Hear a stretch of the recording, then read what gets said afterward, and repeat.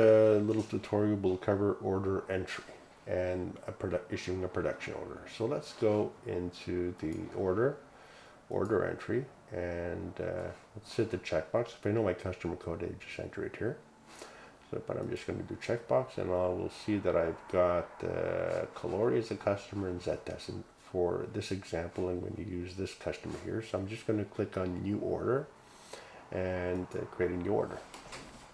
So let's give it, all the fields in bold are fields that are required. So let me give it a customer PO number 44222. And that's it. Customer confirmed. All this is good. Next thing I want to do is give it a wanted date. So they want this 0701. Okay, with the cancel date of 0715. Okay, this will be fall 16. So far, so good. And hit the checkbox here to accept the header. This brings us to this page. Now what we want to do is give it the style number. So in this case it will be a TCARO and hit the return key. Okay, there we go. So this is my TCARO. And I'm going to sell it in, do you want 12, 12, 12, 12, 12. Okay, and the price they will be getting it is $35. Okay, make sure I click on generate production. Once that's done, I will click on the checkbox here, and that will accept the order and give me the little pop-up window to generate the work order or the production lot. Okay, so I brought in the quantities that I had entered in the order entry. Next thing I need to do is give it a date. Well, the expected completion date should be, we said we need it for the 15th of July, so 0715. Okay, and planned, or this is a confirmed production lot, so let me switch that over there, and everything else looks good. So let me hit the checkbox now.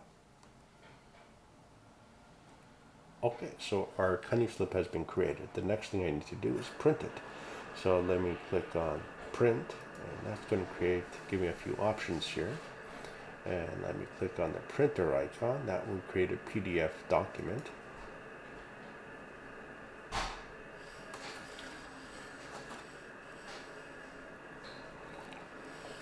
Click on open. Let me make this a little bit smaller. And this is our cutting slip.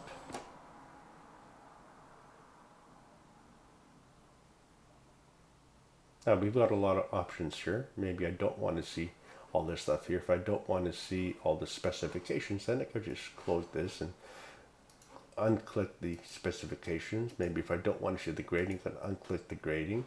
And let's try this again. So now it will reprint the cutting slip, but it will be a lot more condensed. Just the sizes and the different contractors.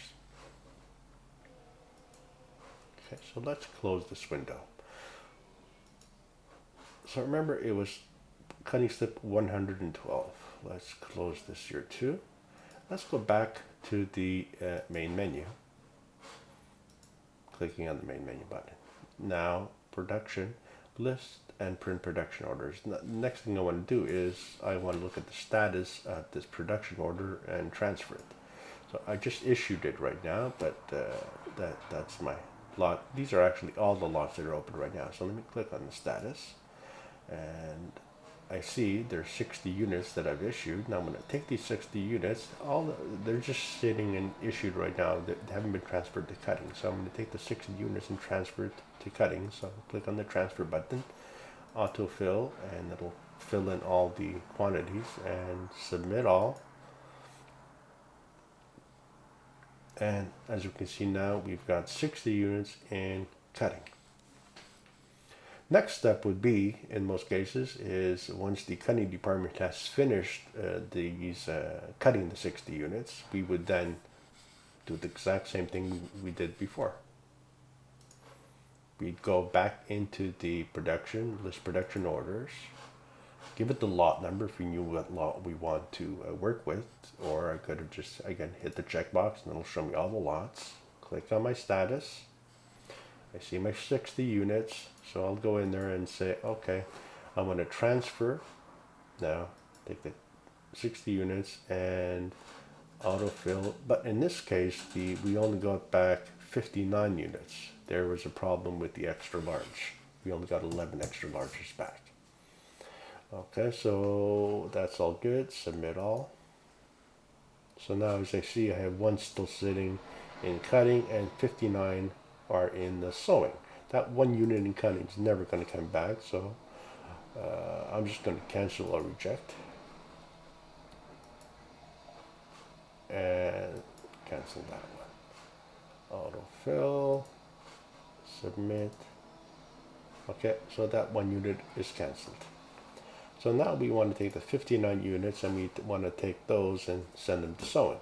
Again, hit the transfer, select the 59, autofill, and submit all. As you can see, it's moving along. Now it's in finished sewing.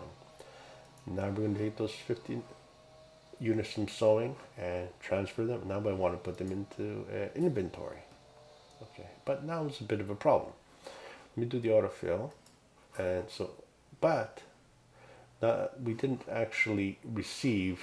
This is section called receiving, and we've got second, repair, incomplete. So what I want to do is, I'm not going to put all of them. We didn't receive all 11 units.